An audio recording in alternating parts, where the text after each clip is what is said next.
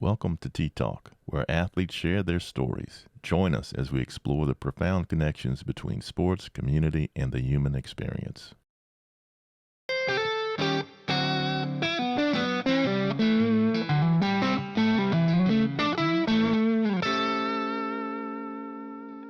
Today's special guest is none other than Miss Barbara Farris.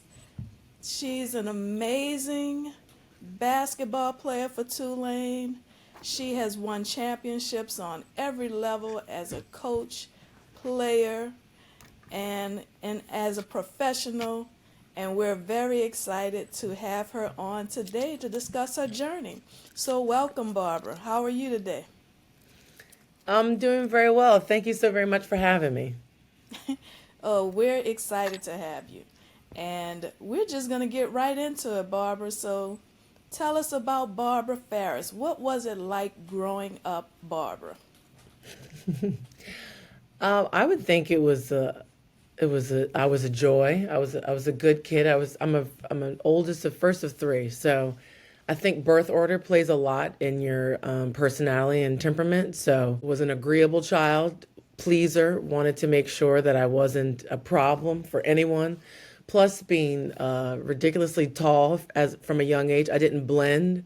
So I stood out, but I tried my best not to, and it turns out I couldn't help it. So lovely upbringing, grew up on the West Bank, great family, always just uh, involved in every aspect. Parents were always very supportive of any and everything we did, but they always wanted us involved. I was late to sports. I didn't start playing basketball until I was around 13, when I was probably around this height, which is the version I tell people. But and just enjoyed it, and I would say excelled in it quickly just because I was tall and close proximity to the basket, so it made those shots easier, and enjoyed it early, and embraced the challenge and wanted to become better. So then I started my AAU journey. Did not start until I was 13, so that seems pretty late to come to basketball. I didn't start playing basketball until I was 13, which was very late nowadays, I guess. Just enjoyed it, wanted to excel, and join some of the highly competitive summer club teams, which isn't what it is now,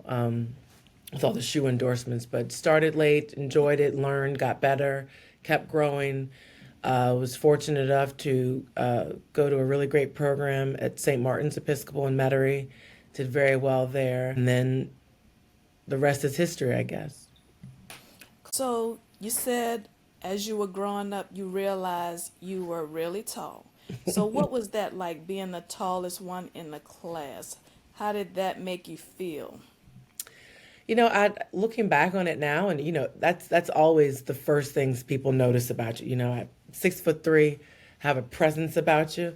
So you never, when you're that age, and especially, I'm 47 years old, so living in the more culturally and ethnically diverse society we live in now, that was not the case when I was a young person growing up back in the early 80s, and you just wanted to fit in and look like everyone else, or the version of what would be deemed the norm was not a dark-skinned 6'3" black woman from the South. So I would say I always stood out as an other. I've always attended predominantly white schools my entire higher ed, and so always stood out in that sense, aside from my height alone. So let's just say it was something that made me stand out, and I didn't recognize that it would be the gift, the curse that was a gift. But it definitely was something that it took something to get used to. Having a size 13 foot when, they didn't have all the popular cool shoes and options you had back then. So it was something I had to grow into. But I would say I have embraced that role and celebrated it from 13 on. So what were some of the games you played like as a child? I know you said you didn't start playing basketball until you were 13. What were some of the things you did like as a family or at school other than basketball leading up to your middle school? I think they always had us involved in the playground, so and dance. I know when one of us did something, all of us did it. So I'm the oldest of three. I have a brother that's 2 years younger and a sister that's 6 years younger. So the first thing that we did as a unit of siblings, we all did dance together. So we did tap, jazz, like we all joined a dance company. My brother only lasted like 2 years and he was like, I'm done. But we have some of the best pictures of him. You know, the boys, they did Thriller. He had the makeup, he had that red and black jacket. He had the glove. Oh, it was amazing. Like every birthday, I post one of his dance pictures. He doesn't appreciate it, but I do. So we did dance as children early on. We always took a family trip. My parents are the youngest of five. Both of them were the youngest of five. So we were the babies, the children, the cousins, and the grandchildren for a long time. So we were celebrated and everywhere we went. And so, you know, family was always important. My father's from like the Lake Charles area. My mother's from Alabama. So we take those trips visiting with family. So family's always been a central part of our dynamic and growing up. And we do a number of family vacations with cousins. Disney World. We always did a family trip every summer, and then once we get involved in extracurriculars, the dance, then we did park t-ball and softball and baseball. We did that when I was younger, and then I was like, it's too hot out here. Like I realized early, I did it because it was something to keep us busy, and I excelled at it. But I was like, I was not a fan of outdoor sports. The hot, that was never going to be it for me, and. When you did once you got to a certain age, you did the bells and stuff like that. And I did well at that. And I was like, no, that was the other thing. Again, not to body shame anybody. Like, when you're 6'3", like you've got tremendous potential in terms of how large you can get. And I realized those softball girls are some big girls. I'm like, if I don't start moving a little more, I'm going to be headed down the wrong path. So that's when I was like, maybe I should do something a little more mobile. And that's where basketball, I think of just my eighth grade coach was like, why don't you just come out for basketball? And that's fell into that. Plus I also played the clarinet for like all through my elementary school. But then that kind of fell by the wayside because I attended a grammar school in Algiers. So I lived in the West Bank. So that was a good, I never went to school nearby. So it was always a 30-minute drive minimum to my schools. So my parents, after a while, could not get me there for the early morning practices because they were like, we're not doing that.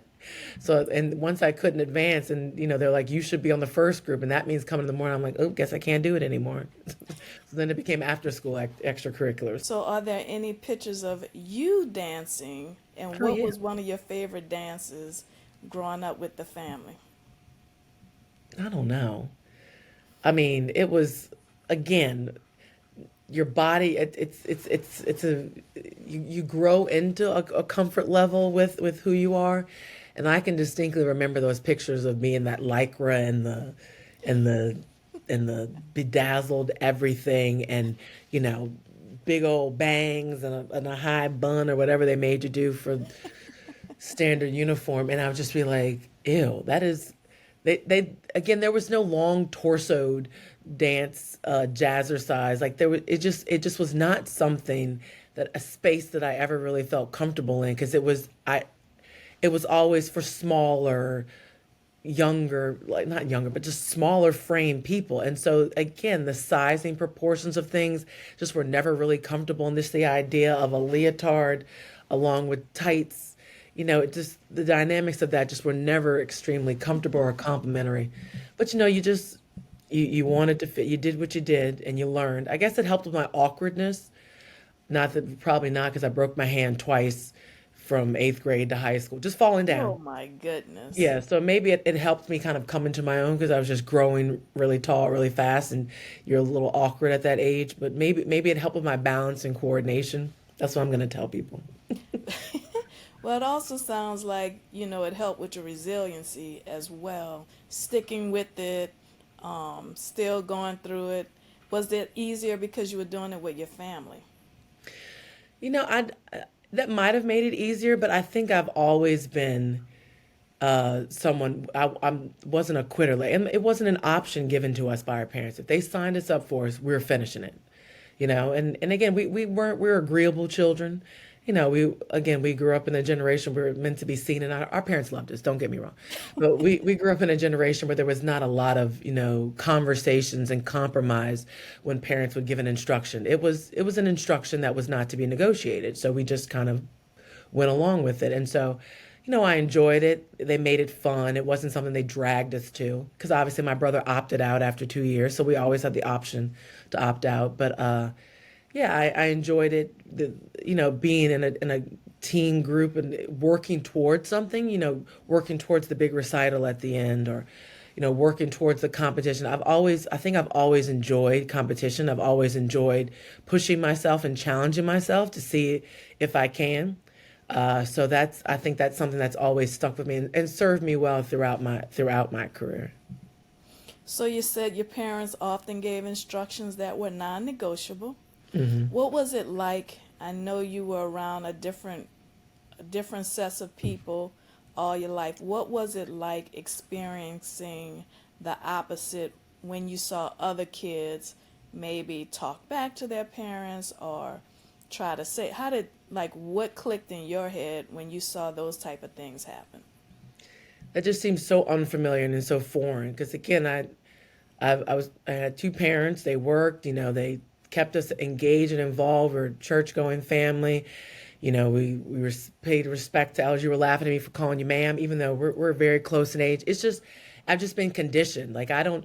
My parents had friends that would come over, and we would socialize at their house, and we were never allowed to call them by their government name. Like that is something that is so foreign to me. Like you meet these children, they're calling like, "Hey," like if someone like even when I coaching, I introduce myself to students and to players. I don't even tell them my name is Barbara. I say Coach Farris or Miss Farris. I don't even want to blur those lines to have them think that would be the norm to be like, oh yeah, you can call me Barbara. We're cool. Like, no, we're not.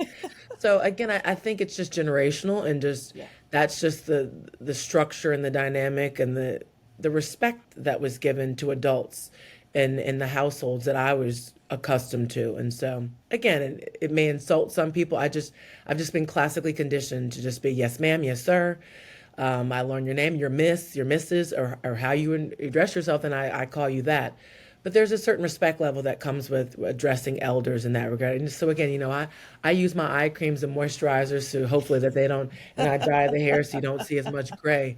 So hopefully they don't realize how much of an elder I am. But again, I think it is quite jarring. But again, it's different. It's young people now, they have a different dynamic with their parents or peers or their people that are their instructors or role models or whatever you can call it. So I respect the norms that they grew up in as they should do mine.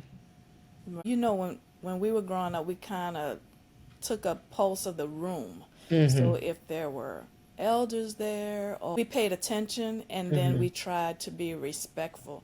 I think that they don't pay attention to what's around them as much. I guess they don't care as much about what's going on because we didn't even have songs on the radio that had certain words in them or certain topics, and then now it's like almost a free for all with that. No, if you think about it, we did because On the radio?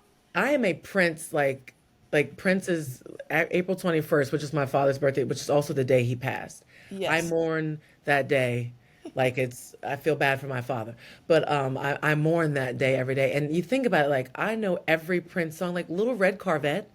I should have been singing that song as a child, like the sexual undertones and innuendos of But those. but the cue that you just said is undertones Yes, and innuendo. I agree. Now they're just it's in your face now. Like Right out there. there it is. Like you're seeing it. So I mean, my parents were like, she don't know what he's talking about. Go ahead, Little Red Corvette, have fun with it. Um, so I think about it's just it's a sign of the times. It's a different That's world we live in, and I think, but I am from my background in education, I've learned that I think young people appreciate consistency, and they appreciate someone who is has an expectation of them. And so our parents, I mean, my parents had expectations of us, how we were supposed to behave in public settings. They took us everywhere. There was no, stay at home and, I mean, they probably did, but I mean, there was no just letting the TV babysit you or the phone, Right. entertaining yourself. Like you were coming with us, and you were going to these same places we were, and you were going to behave, and you were going to adhere to the expectations of behavior. And when you didn't, there was a conversation being held where there was a consequence attached to it. Again, all under the buffer of love, and we, Yes. we want the best for you, but there was an understanding and expectation of behavior and how you're going to conduct yourself in public in certain settings.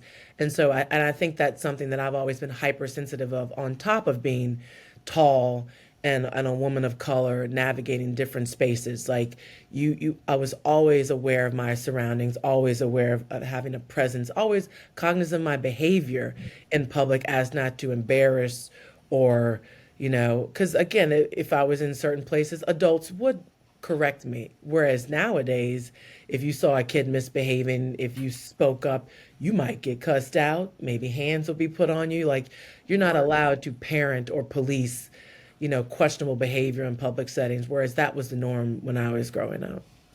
As was the norm when I was growing up as well. So Hmm. I get it. And again, I'm around kids a lot. Hmm. So I've never, I don't feel been disrespected. Like Hmm. once I bring it to their attention. So Hmm. I may say, you know what? I say, I understand that that's how you guys like to talk and how you get along, but just kind of look around. There's some elderly people here, and Hmm. you might want to frame that differently for a little while. And they'll be like, oh, I just wasn't paying attention. And Hmm. I feel like their attentions are different and in different places. And we were just a little bit more aware of our surroundings. So, Yes, we're hopeful for the young people. We're of hopeful for course. them. When you know better, you do better. So if no Exactly. one's ever told them, how would they know to behave or be aware of certain things? So again, insert yourself in those places, and it'll be for the better. Either they'll receive it or they won't, but I think knowledge is power. Cool. Well, let's go on and get you to high school because that's when all the really good stuff started in basketball. So, which AAU program did you play in? I started that first summer I was 13 with the Dominoes organization. Okay. And that was my first time, I guess I would say, in real organized uh, high octane program. My middle school, again, if that was my first time ever playing, I was the best player. That was very telling of, the quality of competition. But excelled there, and then did not. When I say this, and people laugh, I did not play in one game that summer of AAU, not one.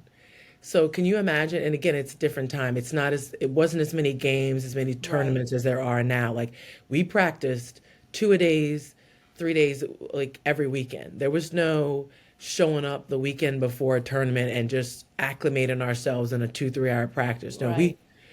we practiced 3 hours, 4 hours, like, these big old gallon water coolers like you had to bring for water. Like that was the first time I lost a toenail that summer with dominoes. Because again, all those line drills, stopping and going, like that was my first time of organized basketball. And to think that I'd never played in a game and it was very demanding. I don't know many people know Charlie Domino in his history. Like he's a very demanding character of coaching, very, kind of, I would say a mix of like the late Bobby Knight, kind of Jerry Tarkanian, like that kind of, you know, demonstrative. That's the best way to describe it, kind of coach. And so didn't play, but learned, and I realized, okay, if this is what it takes, and that was where it sparked the competitor that was always in me. I like, if this is what I want to do, then this is what I need to do, and how good I have to be. And so I accepted that challenge. And could you imagine nowadays a kid not playing in a game and how many different places they would have gone to? The parents would be like, I'm out of here, like psych. Right. Like no, that was not the case for me. But but again, that was your first year really playing organized, and the Dominoes team. I mean, those were championship teams. They won championships Hmm. yearly. Dominoes had an incredible record of winning those AAU championships. So you basically jumped into the fire your first year Hmm. out the gate. Hmm. Yeah, and I celebrate those experiences. I think I learned so much, and I realized, my love for the game. Again, I realized I didn't love practice, but it was a means to an end, and so but I love the competitive nature, being around like-minded individuals who wanted more of and to elevate their game in some way, and I realized quickly, like, okay, like I average and just being the best of the worst was not something I wanted for myself. And so I've from then on I only played 1 year with the Dominoes, and then I moved on to the Southern Bells, which I think was a club that kind of branched off the number of the players from there. And so I went on with that club after, and again, and then switched schools and moved on to St. Martin's, and it just kind of sparked the competitive fire within me, and I just realized this is what I want. I want to be good at this. So was St. Martin's good when you got there, or were you part of that transitioning of St. Martin's? How many state championships did you guys win at St. Martin's those 3 years? So my freshman year, I started at Dominican because the grammar school that I attended was in that kind of private school league, and St. Martin's was also in it. So but most, again, like an idiot, most of my friends were going there. So I'm like, okay, I wanted to go Dominican, but I realized quickly when I got there that it wasn't a fit. I was used to a smaller school, with a smaller class size, and not that I felt overwhelmed, but I just didn't feel a part of anything. And again, I excelled at basketball also, did well there.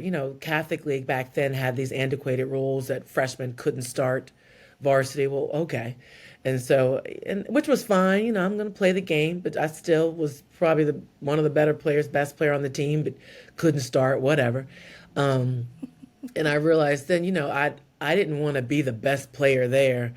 And I said I wanted more. And so I transferred to St. Martin's my sophomore year. So I was ineligible. So just practiced, didn't play. And so was only eligible my junior and senior. And we won state both of those years with being undefeated my junior year. Awesome. What was that like? What was that experience like? I know Coach Doobie was your coach. Did she influence you in terms of wanting to go to St. Martin's? Was that part of the reason choosing that? I know by that time you were playing with the Bells, right? hmm Yeah, and she was also my coach with the Dominoes that first Okay. year, my eighth grade year. So that's kind of my first foray into the Doobie Plaisance experience. And so then, and she had, she said, hey, like maybe would you want to consider St. Martin's because St. Martin's was also in that kind of independent school league that I was in my eighth grade year. So I'd played against them also and did and when cause my school stopped at eighth grade, so you have to do all the open houses and everything. And so Right. I went there also and enjoyed it. But I just again all the people that I had been with school with for 9 years because I went there K through 8 were all going to Dominican. So I just familiarity, and I just thought, oh, okay, there's a group of people that I know already. So I went there and just realized I never saw those people. Like the class was so big, I never saw them anyway. So I'm like, ew. And then the basketball wasn't. Again, did its best, and there were good players there and good teams there. But I just, the Catholic League only played certain teams and played kind of like an abbreviated schedule, so it was very limited in terms of the reach of the quality of talent that we were able to play. Whereas, St. Martin's and what they were doing played a much broader schedule. And so I think, I'd known Doobie and known their family since my eighth grade. And so it seemed like a natural transition. So I just left my sophomore year and never looked back and had three of the best years ever in my time at St. Martin's. And again, my 30-year reunion's coming up in May. So that's crazy. Wow, that is insane. But you guys, was that St. Martin's first championships? Know that. It might be. I really don't know that. I just know it was very successful those years with girls basketball and track and field. We won track those years, 2 years also. Um, Again, it was probably harder for football and boys basketball because that was during the Peyton Manning, Randy Livingston years. So nobody was winning anything with them there. So we Right. would get handed to us pretty convincingly those years when I was there while he was in school. So I think we're some of the more successful teams that were ever in St. Martin's history while I was a student there. So, what was it like watching Randy Livingston up front at that time? It was just impressive. Again, Newman, their athletic prowess and obviously a highly academic and prestigious school in the New Orleans area. They were just the standard in terms of, the attention they brought. And I think, it kind of highlighted that model of, you're seeing it now in higher education and in the collegiate realm of how, when there's an excitement with athletics, there's an uptick in your enrollment numbers. And again, I'm not saying that you should cater everything with your school to athletics, but when you invest in athletics, when you pay attention to and support those programs, girls and boys programs, and you build an excitement around that, and of course, there's an expectation of excellence in the classroom also, the student experience. And I think when it brings that excitement, you'll see an uptick in enrollment. You'll see an excitement around your campus and around your program. So I think, I know that's something that a lot of the local high schools have kind of modeled their, making sure there's an investment in both ends in the higher ed as well as the athletics. And I know that was something that Newman did a great job of, and St. Martin did a great job of when I was a student there. Yeah, it was good for you being at a private school. So it's much easier for private schools with those means to kind of provide those resources. So you got to see Peyton Manning in high school. What was that like as well? I mean, again, wasn't a fan of the outdoor sports, so I probably wasn't watching the football game that long. I mean, plus it was over real quick.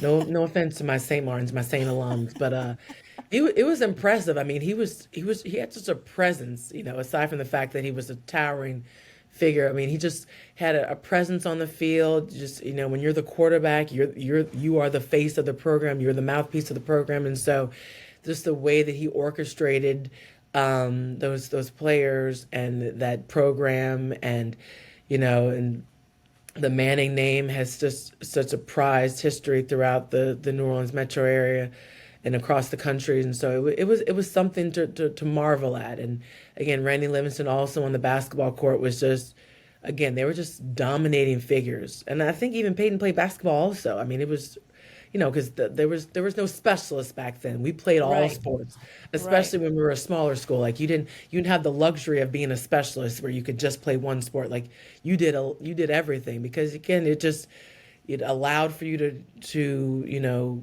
sharpen your motor skills in different areas. And so I think it was something that we enjoyed watching, and they did a fabulous job in terms of building excitement around athletics. Awesome. So, what events did you run in track and field? To run. I think I was on Girl, the you were 880 throwing. relay See that? I knew you briefly. ran. It was brief. And then I did shot put and discus and Okay. made state every year in those. And I think I held some records there for a little while. But again, it was a lot of fun. Again, outside, but I enjoyed it, kept you busy. But I enjoyed it. I had a great time at St. Martin's and loved my time there, and still very connected to a lot of to the alumni. I just spoke at the career day a couple of days ago. Again, they do a really good job of outreach with alumni and parents in terms of just making sure that the students are getting a fully enriched uh, experience while there. So I truly enjoy it. And seeing the growth of the campus is something that I truly appreciate and love also. All right. So you're starting to play, and let's kind of tap into that. Not being a specialist like they have today. So just talk a little bit about how you feel the benefits of playing different sports can impact a student athlete versus, just sticking with that one sport all the time. Because I know you're in many areas. You played as a professional, but you also coach. So what has that been like for you, or contrasted a little bit? Again, it's a different time. I think because there weren't so many AAU travel club options within the Metro New Orleans area, within the state. Now there's so many clubs you can play for any state now. You got kids from Louisiana playing in Texas and Alabama, and so I know the benefits of playing multiple sports. It allowed some variety. Like, if there were some areas of weakness in my game, and then I could, and weight training was always something that was incorporated a part of my training through my high school career and obviously collegiate and professional career. I understood the benefits of that very young, and so I think that was something that helped because again, I was tall, I was very strong and athletic, and so it allowed me to kind of focus on areas of weakness without just wearing down my body. Because again, that's something you see now, these players now, and again, no fault of their own, but I think they're doing so much pounding on their body, playing so many games, not focusing as much on the core, hip stability, lower extremities, because again, you see the influx of, lower extremity injuries, ACL, just a lot of wear and tear on the body. And I just think there's so much information out there in terms of the longevity that you can have with your career if you focus on the wellness aspect. So I just think, again, you've got to do what's best for you. I just don't think one size fits all is the best for anybody. So I think, a Piccadilly, as you may, like a buffet, having options is, I think, can benefit a number of people. So I just think not wearing yourself down, not being on your feet all day long, maybe incorporating swimming into your recovery, and doing things like that is something that can be a key to longevity. Because I had a very long career, no injuries, and I think not being a specialist and playing multiple sports is something that helped with that because I gave my body a rest. Now, trust and know, I was always playing and doing something. Don't get me wrong, but allowing your body to rest and recover and listening to your body and having, a strong enough support system in terms of my coaches and my parents that were able to be like, she's tired. We gotta let her sit for a second. Like, let's. That one tournament isn't going to be the breaker, end all, be all of her career. And I think, parents are being put and families are being put in these and I don't know how they can afford this, let me tell you. I mean, my parents worked, I lived a very comfortable existence. My parents, we were You were comfortable. fortunate. I was very fortunate. I don't know how these parents are going on all these tournaments, paying for these travel teams, because they're not playing neighbor tournaments. They're going to Pennsylvania, they're going to Dallas, they're going to, they're traveling. And it's not even if it's a somewhere you can drive 8-9 hours, that long rides, they're flying. These kids are flying places. And and the cost of these tournaments, the gear, the food, I mean, I don't know how they're doing that. So, I mean, again, different life. But so I'm getting off subject, but I think there's benefits to, I can see the benefits of doing the extensive travel, but I think rest and not wearing yourself out, not spreading yourself that, and learning to listen to your body, having an understanding of your body and recognizing areas of weakness and concern and using that as an opportunity to better yourself. I don't think there's anything wrong with that. Yeah, I totally agree. I get both sides of it as well. So I personally feel like if you already have good skills, then it benefits you to improve your strength, your flexibility. That now, if for someone that doesn't have good skills, then playing and focusing on something would definitely benefit them. But the person that has good skills, you need to rest. Like ultimately, there should always be some recovery time, and there was rarely. I think I only played with one person that had a knee injury, Yeah. and I never missed a game. Me and a bunch of other people never missed a game. But now knee injuries, even in high school, like that was pretty much unheard of in high school Yeah. to get a knee injury. Like we practiced, like you're saying, 2-a-days. Like that was that was something. And then even, you know, I would be like, all right, let's play. And I get a Mm-hmm. group of guys together at 10, 11 at night, and we're running. Now I've already had workout, Mm-hmm. classes, practice. I'm running another game at 11 at night for Mm-hmm. a couple of hours. So, Yeah. you know, I feel like our bodies were prepared to Yeah. handle the workload. And when you don't give your, it's, you know, it's always that balance. Yeah. I And I think think that's balance. something that I'm noticing here and at the collegiate level, these kids are saying they're so tired, like they need a break from it. I'm like, you we ain't even started yet. Like there are rules in place that limit the amount of hours that you can be on the court. We Exactly. didn't have that back then when I was playing in high Mm-mm. school and things like that.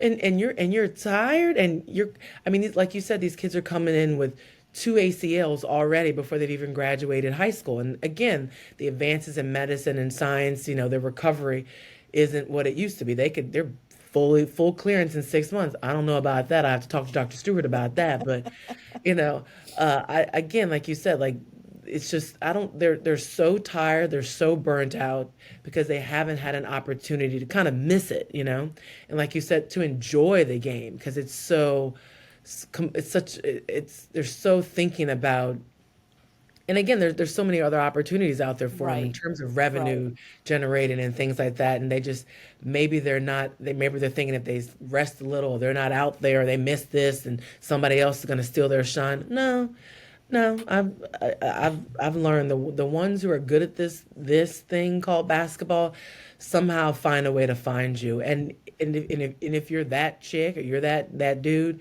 like you're gonna work, you're gonna get around good people, and you'll get in an environment that will, put you in the best light possible. And if not, you'll use that social media platform to showcase yourself and hopefully get an opportunity. But again, like you said, I see the pros and cons, but I don't see enough of parents and families advocating for the wellness of their kids, mental and physical, because to be able to have a sustainable career. It's easy, and to wear yourself out and then you're not able to fully enjoy what the opportunity and be present in what you're doing. And I think that's something that should be explored and discussed more of allowing young people to be young people, be present in what they're doing, to be able to fully enjoy the blessings that are coming as a result of their athletic investment. Yes, being young and being able to enjoy that time is, Hmm. I mean, I had a great time in high school. I had a great time in college. Hmm. It was just an amazing time. But I think they do spend a lot of time on social media. Hmm. They do spend a lot of time doing a lot of other things when we didn't have 24-hour TV and Hmm. cable accessible to us all the time. Like, Hmm. but anyway, so you two-time state championship in basketball, state champion. You guys, you're getting recruited. What was the recruiting process like for you, and how did you choose Tulane? So I think I was very fortunate again to have two very involved parents that, helped me navigate uh, this very adult world of college recruitment. Again, they knew their child. They knew that you know, I was very, my parents were very involved. Family was very important to me. I stayed close to home my entire life. And again, I always thought that I wanted to get as far away as possible. That's what I thought. I'm gonna get away and spread my wings and figure it out. Live this life. So I was like, I'm only going far away. So I had a lot of interest for a number of schools, but I knew pretty early on, from the snail mail, the stuff that, because there's levels to it. As your classification advances, how the levels that they can contact you. So you're getting the mail from the schools, handwritten letters from once you reach that certain age and coming to the house and coming to school, and then they can come on visits. And back then, now you can do unlimited visits. You could only do five. And so, We're at unlimited visits now? Oh yeah, NCAA allows unlimited visits Oh, now, wow. which is Okay. again, that won't be unlimited for everybody. You know, P5s, Power Fives that have unlimited plethoras of budgets, they can do that. You know, everybody else ain't dealing with those same number of zeros. But and again, the universities we can only do so many, but the student athletes can go on unlimited visits. We still have a number we're capped at of how many we can do. Um, but still, so I only went on. I went to Florida. I went to Maryland. I visited Tulane, and I visited George Mason. Because again, it was just the relationships with the coaches, the programs, and I loved the campuses, and I went on all those visits, and loved them all. Uh, for very different places. Um,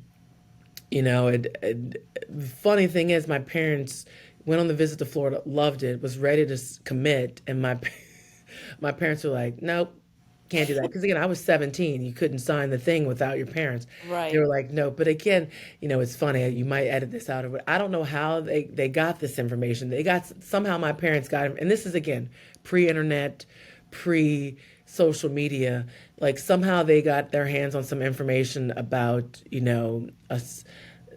staff, someone that was on staff at Florida that had a questionable background. How they got this information, it wasn't even affiliated with basketball. So how they got this information, I don't know. Still don't know. So they were like, so that was like, clearly we can't send her to a place that would hire someone with questionable character, yada yada. How they got that information, I don't know, but that's recruiting. So ended up selecting Tulane, and again, it was the best decision I made because, like you said, very similar. And now, again, was busy, was tired, but had the best time there. What was your Right? recruiting visit like? I don't even remember. I don't even. Who hosted you? Was it? Was it? It might have been Roma Okay. at Roma Coleman, and I think maybe Keisha. Oh Keisha. yeah, then you had a good time. But I mean, they made it. They made it clear, like she's from here, but she's not from here. Um, I mean, I'm from New Orleans. Again, different times. You could do different things at the things that we could do back when I was in high school. So I was very familiar. Like they didn't. I was not. They didn't need to take me to Bourbon. Like I was not. Right. When you're from New Orleans, you don't need to see the nightlife in New Orleans. I know Right. the nightlife. Right. Right. So, but no, I had a great visit. So I didn't do any of that other stuff. So I really saw the campus, saw the facilities, met the Did you go to a players. class? Do you remember going to a class on your trip? I'm pretty sure I went to a class, Hmm. um, and saw how beautiful the campus was, and the bruff, and the what was it the thing, that downstairs The thing, rat the scallop. rat. Like just again, like just saw everything. I'm like, I like this, and and just really had a great time, and really had a great time with the players. I think that was really the selling point for me, and just having that relationship with the team and seeing, how connected they were, how much fun they were having, and Kim, Kim Bryan and Marianne, and just like this is again like people I'm still friends with, and Right. we laugh and giggle to this day. We'll have a group message if something Tulane pops up or someone does something, like we'll jump on a group message super fast and just laugh about it. But again, just great people, and I think that was really what sold me. And it was just lanyap. Look at me using Louisiana words, that I would be close to home, and could get home in 15 minutes if I had to. But my parents were very respectful. Um, weren't on campus, respected me being, at school, and allowed that. And so I just had a great time on my visit. Good. So who was the head coach when you were recruited? So Candy Harvey was the head coach, and ended up obviously not being my coach because she left. I don't even know where she left to go. Do you know? I think she went WNBA. Was that WNBA at that time? No, no, there was no WNBA.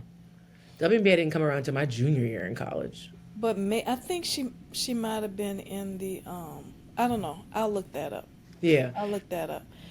Because I know she was early with the WNBA, so she might have been in the uh, what they were Maybe doing. ABL. The ABL, Yeah, yeah, yeah, yeah, ABL yeah. maybe. I don't Yeah. know. Yeah. I'm gonna have to look that up. I know I should know that, but I don't. So you got recruited by Candy, but Lisa was there. This is wrong. Lisa, when did Lisa come in? So I guess Candy left right of either, I don't know when she left, but right when I graduated high school, or Okay. so right then, so in the summer, I don't know. So she left, and then because we didn't go in the summer then, like you didn't start until the fall. Right. It was so I didn't move on campus until the fall, and then you start your workouts and everything then. And so she was announced as the coach, and I think maybe conversations were had, because I think you always have the option to leave if the coach leaves. And I was like, no, I'm good. Like, I fell in love with Tulane. It wasn't, I appreciated you, and was Right. appreciative of what I could have learned from you. But I wasn't, again, this is a sign of the times. I wasn't following a coach everywhere I was going. I was like, I was committed to that school and that program and what I was going to have a chance to be able to do while there. And so the coach was just, hopefully you'll get it too. Um, Right. but yeah, so I was fortunate. And Lisa was there, so we walked on campus together. Okay. So what was that like playing under Lisa? It was great because I mean she had a great staff. Katie Meyer, Barbara Henderson, who was an LSU alum, was there. Then I ended up after that. Jenny Yop was there, but then Kelly Kennedy, who's now the head coach at Loyola, was also one of my coaches. So it was just a great time, just a solid, knowledgeable staff that was demanding of us, had high expectations of us, worked us hard. Um, what else? I mean, I remember the first time she actually saw a workout. We were doing like I guess our mile test, which was Hmm. outside on the track, which they don't even have. Do they have? They don't even have track anymore. And I think again, wasn't doing as much as I should have in the summer to prepare myself to be there in the fall, and so wasn't in the best of shape. Wasn't in ready to play Division I basketball shape, which we got me there. Don't trust to know they got me there. Um, but I think I stopped during the mile test because I was waiting for other upperclassmen because I was like, ooh, Okay. this is bad. And I waited for other upperclassmen. And when I saw them stop, I'm like, ooh, then I can stop. And I just remember that face of disappointment in the conversation she had with us. She's like, I'm not coming to another workout if this is what we're gonna look like. And she didn't come to another one. She was like, I don't, this is not the standard that we have for this and expectations we have for this team. And I was like, uh-oh. So we had to pick that up. And so there was a lot of, you didn't make your time. So it was a lot of early mornings, 6 a.m. runs before our workouts, because if you Right. didn't make your times, you had extra. So there was extra days of running outside in the summer. I mean, it was still summer. I don't care what you say. In August in New Orleans, it was hot. And so, and I think about it now, like I had a sickle cell trait. Like think about all the running I could have gotten out of that now, whew, think about it. I probably wouldn't have been the person I am now, the athlete I was now, if I could have had those conditions added into my restrictions. So, you guys, I think Candy, she had really developed a nice program. Hmm. And then Lisa comes in and she takes it to a whole nother level. Hmm. Who were some of the players that you played with that kind of upped the recruiting? I mean, well, Chrissy Thomas Scuddy Hmm. was a shooting guard that I was fortunate enough to play with. Marianne Marino, again, just a utility, blue collar, just every coach's dream. Like a kid that would run through a wall for you and just gym rat and just great teammate and just could be a glue to keep everybody together.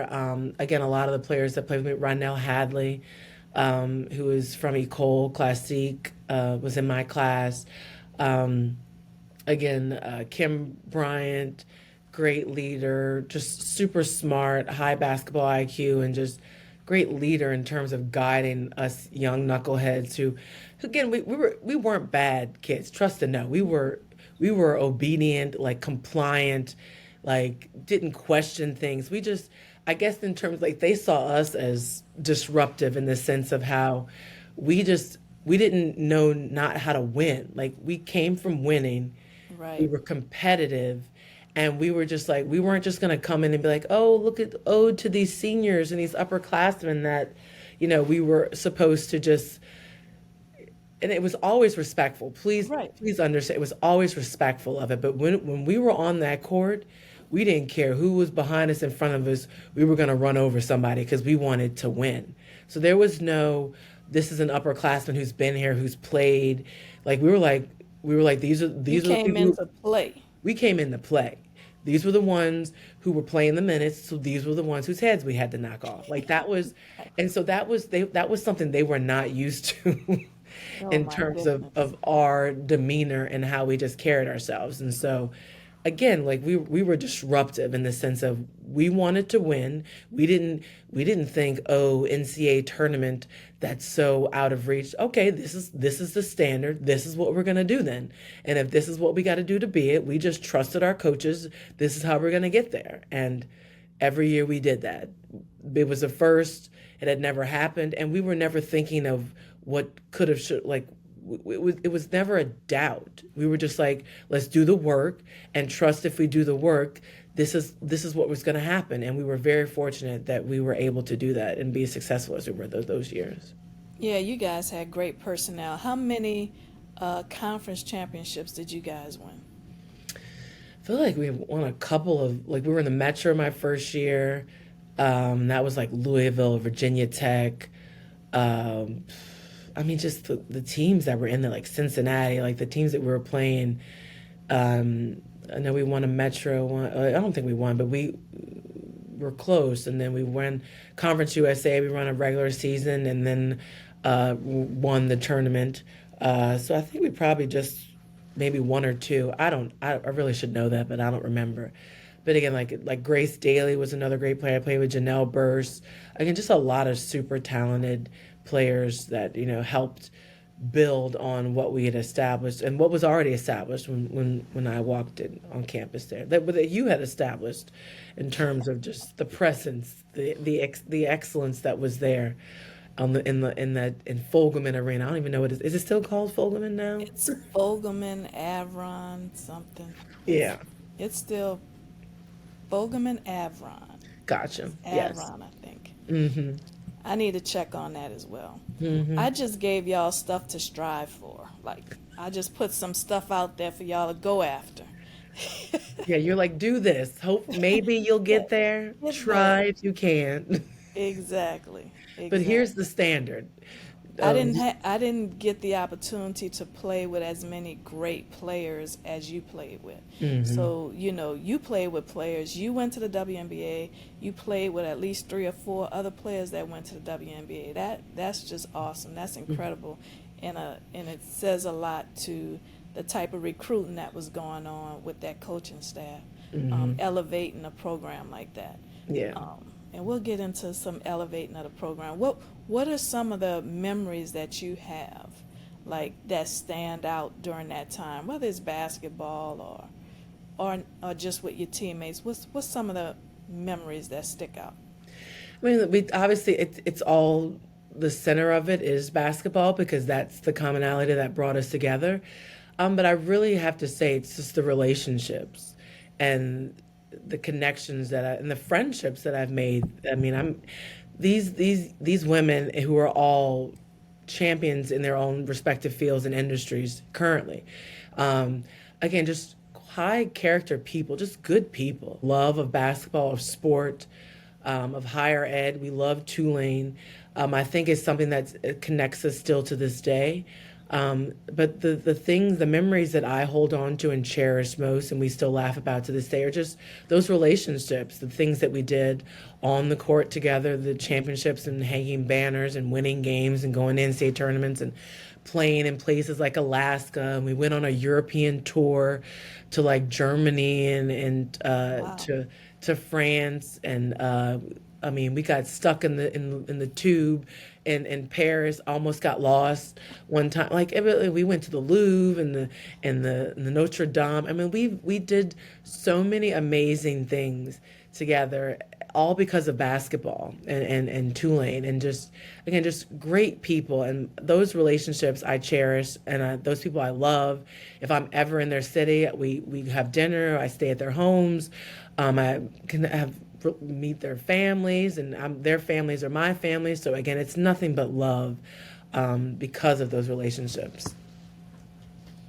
Excellent. And so I know you talked about coming in as a freshman and you're looking around and you're like, I didn't come to sit down on the bench. So you had some expectations for yourself. Talk a little bit about the expectations you have for yourself and also the pressure to perform. Yeah, I mean, again, my husband makes fun of me all the time about this. He says that I've always kind of lived in my own little bubble. Because again, I've never allowed, and that's just who I've always, that's just my personality.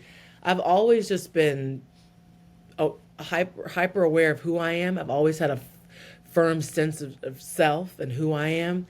So where the outside, when you mentioned the pressure, I've never allowed the outside noise to disrupt what I'm doing and what I'm working towards. Again, I've just always been very good at locking in on the work, being very good at achieving, working towards it, being a goal achiever, and just putting my head down and working.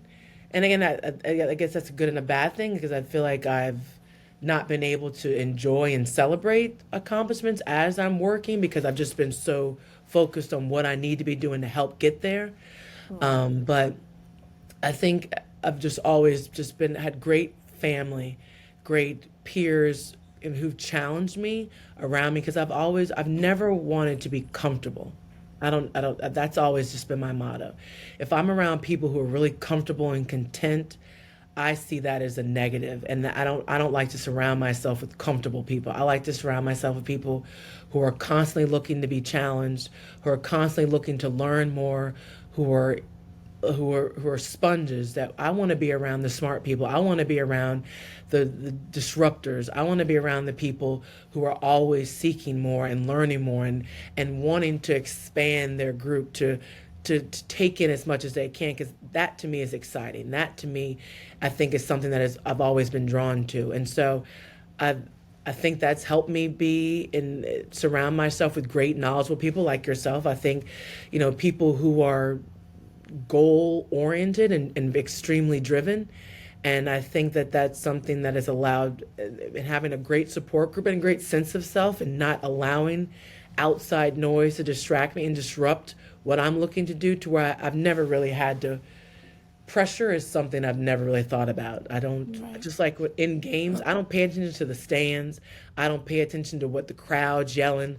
I'm locked in with my team. I'm locked in with my coach. I've just always been very good at drowning out outside noise. I think that's a good thing. Yeah, and it's also a common skill for excellent athletes and people at the top. That is one very common thing that they can lock in and not be disrupted by the outside noise. That's amazing. That's amazing and a lesson in itself.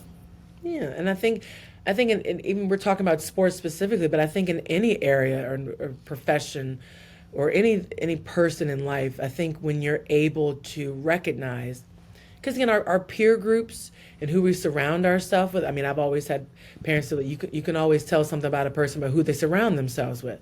If you always with people that are getting in trouble, you probably gonna be in some trouble. And so I've just always known that I want to be around people that are gonna either they're gonna drag me along the way, and if they see me doing something I got no business, are gonna guide me in a better light, because I don't do well in those spaces. I'm not I don't want to be in those elements, and if I'm around people that are content being in those spaces, I'm in the wrong spot. You're in the So wrong group. I'm in the wrong group, and I recognize that early. And again, it's how you're raised and how you're brought up, and the people you surround yourself with, and sometimes that's not easy for everyone. You sometimes there are some elements that you can't free yourself from, and hopefully, they if it's sport, if it's a teacher, if it's a someone in a group or in the church, or whoever, that they see themselves in modeling behaviors that they maybe want to be a part of and maybe want to mirror themselves around. I would think that, gravitate towards the light, whatever that means to you. If that's Star Wars analogy, if that's a spiritual religious analogy, follow the light. You don't need no help doing bad, and you need Right. no help dragging you to the dark side. Another Star Wars analogy. You don't need no help doing that. So, I mean, we've talked about a lot of your successes. Was there a moment where, you know, it wasn't a success and it made you want to dig in deeper? Was there an instant or something that happened or something that you can pinpoint in your head that made you go, you know what? This, I don't want this feeling anymore. Yeah, I think anytime, and again, I always reference to my parents. Like they always told me, like, never be afraid to be told no. Like, don't be afraid of the word no. Because some people will think, oh, that might be too out of my reach. That might be something, not something that's for me, because maybe I'm not as qualified for that. I think I more so saw it. I mean, probably the first time was that AAU with dominoes, when I never played in a game. Like, I was basically being told I'm not good enough. And I think that lit a fire in me to say, like, okay, well, I need to, I don't want this feeling. I'm not sitting on anybody's bench. I'm not the fourth string.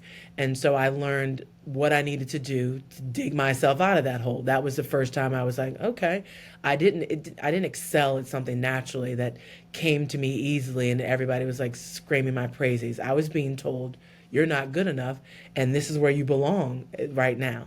So I said, I'm not happy with this. And so I dug myself out of that hole. And I think probably the next places was, at the professional level, when you're competing for spots, like there's no guarantees, where you're literally on a team where it's, you could be cut at any moment. And I said, you know I don't want to be in those positions. I don't like this feeling of uncertainty. I think probably the first time I've really dealt with real professional disappointment, because I was originally drafted into the American Basketball League, the ABL. That was the other Okay. league that was the full season that was in competition with the WNBA. And my first season, I was the third overall draft pick, and I was drafted to the New England Blizzard. So that was all the UConn players that was there. So that was Jen Rosati, that was Kara Walters, and they had that already built-in fan base from UConn because we were Right. playing in Hartford. So again, I was a high draft pick, but they didn't know me. But I saw that support and that Connecticut fan base, and that was professional league, and people were like, well, who's this kid out of Tulane? Everybody else from Power Five schools. I was to work and be proud of being a high draft pick and somebody that had high expectations on me, and that league folded over the Christmas break. So the league went bankrupt, So how and long did it last? You said over the Christmas break, you're talking about a few months? oh no, it was in existence for maybe three, four Gotcha. seasons. A few months from when you got drafted. Yes. So my rookie season, the league Gotcha. folded. Oh my gosh. So again, I was highest of the high. I had my signing bonus. I'd been drafted and had the whole thing, and went out there, had my own apartment, had parents help me move, and I'm living the life, and then come home for Christmas. And I really do think Ted Lewis. I was at a Tulane game, and he was like, "Hey, so you have any comments about the ABL fold?" I'm like, "Say what now?" I'm That like, is crazy. "Yes." So it folded and they didn't even send you guys any information about it? Now, again, looking back, like there were some internal newsletters that we were getting that they were asking, would we be willing to take a pay cut? Would we be willing? So clearly, it was on some shaky financial grounds when those kind of newsletters are coming out, and I'm like, okay. And I'm very good at reading a room, like you said, I was very good at paying attention to my surroundings. The fiscal viability of this league, is it? The WNBA was just in its infancy, and so they had the NBA's backing, and they were the splashy new girlfriend, and we were the old wife. So, so again, and when that folded, I was just like, ooh, well, maybe this isn't for me. You go through that of, that because it wasn't something that was on my vision board, professional athletics, because that wasn't in existence when I first got there. And so Right, that was an right. option that came late in my collegiate career. And I was like, okay, why not? Then I always say it was my plan B. And I just wrote it out for as long as those 10 years, and I had a great career of that. But, from that, the league folding, and then having to be selected in a kind of to Detroit, as like we were kind of like the scarlet letter, like because the WNBA players were not excited to have all these ABL players coming in, questioning their roster spots and things like that. So there was a lot of, uncomfortability of that early on, and being accepted into that sisterhood early when I was an ABL player before. And so there was a lot of uncomfortable acclamation that was happening there. But, so from that failure, I think I just had kind of like a hustler's mentality of like, never get too comfortable.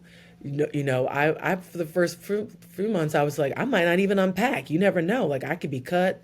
They could send me home. So I just never really got comfortable, and just always had a grinder, workhorse kind of mentality of just, this can be taken away at any moment. And I think I didn't get my first like guaranteed contract until like a few years in. And I was playing overseas and making great money with that, and not knowing if the W was going to be an option every year. And so I just always had a reputation of just being a hard worker, always great in community outreach. I was shaking every hand, kissing every baby, signing every autograph. I would stay long. I would be in the community. I'd go in the front office, make phone calls. So I just always wanted to engross myself and just be someone that was a valued asset in any way.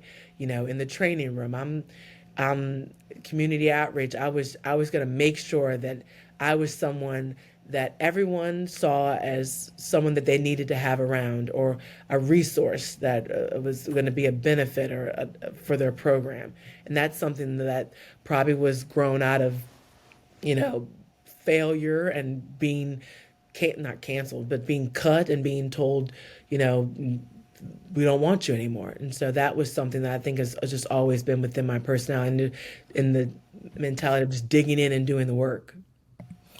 I also think that goes back to you being a dancer with your family and creating that just, you're one of the warmest, brightest lights. Like when you walk in a room, I know you're tall, so you're automatically gonna be noticed, but you just start smiling, and then the room is like, and it's always been like, I've known you since your AAU days, and it's always been like that. Like it's a true testament to your family, and how they raised you. So I mean, I know you're saying it's could have possibly been out of the failures, but to me, it's just part of your personality, your resiliency. That's like, look, I'm a leader. I'm not just a basketball player. I think that's another thing. Like some people are so focused on just being a basketball player, and I think you were going to be a player, but that's not where I'm limited to. And that's always the air that I receive from you and being around you, and noticing and recognizing you. I mean, you light the room up, B. You have all the light coming. Okay, because I was working on this light today. I'm worried about my angles, because you hear the things like you shouldn't have the camera under you, because then it gives all this, because I didn't keep my svelte player's physique like you did. You look like Oh you about my to play in God, somebody's rec girl. league right now. Now, don't get it twisted. Now, I jump in practice when I need to hush them up real fast. But I mean, but I appreciate that. But no, you've always been so kind to me, Carmen, and you've always been a light. You're someone you like to sit in the back and watch, and you're so smart and so personable. But you don't. Again, you watch, and you Right. and you and you and you listen, and you watch how people navigate in spaces. And so I've always had such respect for how you've carried yourself, and how successful and professional and you've been in every area. And I mean, it's just a testament to who you are and your personality and just again, I appreciate all of that. But again, like you said, like it was just I've always basketball was I stumbled into it and I was fortunate to be good at it, but it was never all I was. And so I think like you said, I'm gonna have to kiss my parents and thank them for that. Yes, you should. My brother You and his should. sisters too, they got dragged around, All of them. all of them. They're They like were always there. They were my sister always was the there. poor like floor girl. I remember one time she was the towel girl, like that would this was before they had those cool little Swiffer things that they would do for the wet spots. You know, they would literally give you a towel that you'd have to get on all Right. fours. And I remember one time she was, sitting under the basket doing that, and there was a spill or something, or maybe somebody had dove for a ball. And this was when Fogelman did not have air, so it was Right. hot. And so maybe there was a The wet two spot. big fans in the corner. Oh yeah, that's how you cool down back then. I don't know what these kids are complaining about now with their air conditioning, Exactly. their jumbotrons and their suites and everything. Oh, the life. I used to walk through snow to get to class now.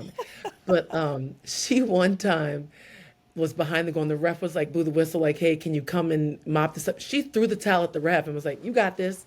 I mean, she just didn't know any better. She was like, she didn't understand. Oh, I'm supposed to do this. I'm like, oh, Ebony, that's so cute. And I'll never forget that. Like my brother would stay in my dorm.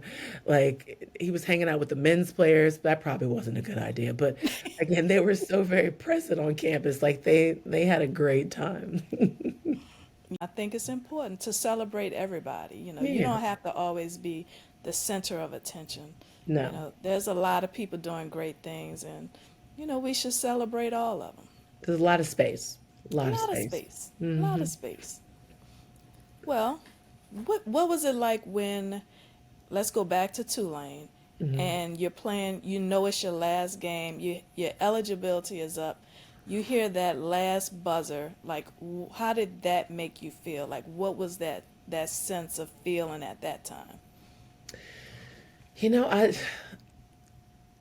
I guess the blessing was that the W and there was a professional league, so there was an opportunity possibly for me to potentially extend my career. But I will say, I remember, and I think we had lost to Purdue in the NCAA tournament first round, and we just didn't play well. I'm pretty sure I maybe didn't play well, or you always think there's something more you could have done. Hit another shot, maybe not fouled here, or maybe gotten another stop somewhere. I just remember feeling like after the regret sets in of you losing the game, it's like I feel like I gave it all I could. Like I feel like I could have done better. I should have done more, but I do feel like after those moments of reflection, after a little separation from that initial hurt of losing and being done, I really felt like I gave it all that I could. Like I poured into this sport that has loved on me since I was 13. And if this is the last time, I would have no regrets. I loved it. I could have done more, should have done more.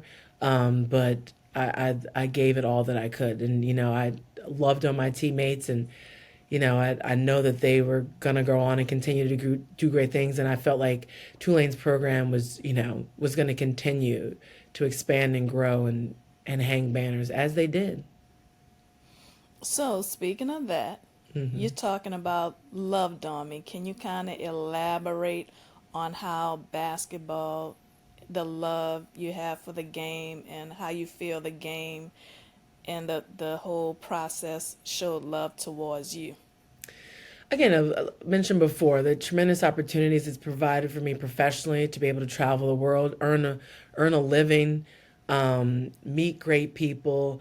Um, Again, and I think in terms of helping to shape me into the person that I am, it helped me gain a greater sense of self.